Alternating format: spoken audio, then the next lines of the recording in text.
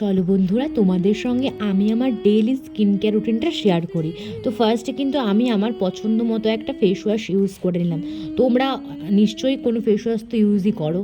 তো আমি এখানে ইউজ করছি আমার পছন্দের ফেস ওয়াশ, ওশিয়ার পাপাইয়া ফেস ওয়াশটা।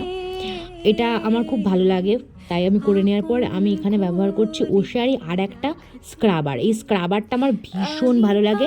এখানে যে কটা প্রোডাক্ট আমি ইউজ করছি না, সব কটা আমার খুব ভালো, খুব পছন্দের প্রোডাক্ট বলতে পারো।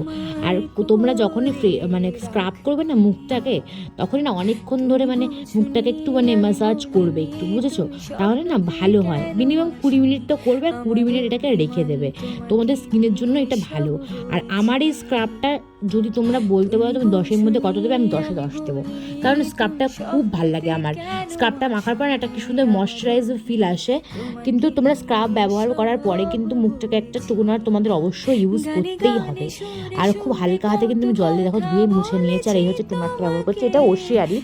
ম্যাক্সিমাম সব কিছুই ওশিয়ারই আমি ব্যবহার করি মোটামুটি। আর দেখো যে কোনো মানে প্রোডাক্ট মাখার 5 মিনিট করে তোমরা কিন্তু গ্যাপ দেবে। আমি কিন্তু 5 মিনিট করে গ্যাপ দিয়েছি। আর আবার হালকা হাতে এটা একটু ময়শ্চারাইজার মতো ক্রিম মানে করে নিয়েছিলাম, ময়শ্চারাইজারের মতো। তারপর এখানে ব্যবহার করছি আমার পছন্দের, সবচেয়ে পছন্দের আমার সানস্ক্রিন। এই সানস্ক্রিনটা আমার ভীষণ পছন্দ। আর লাস্ট কিন্তু আমি আমার একটা পছন্দের লিপ বাম দিয়ে আজকে ভিডিওটা এন্ড করবো। কেমন লাগলো ভিডিওটা অবশ্যই জানিও। দেখা হচ্ছে নেক্সট ভিডিওতে। বাই।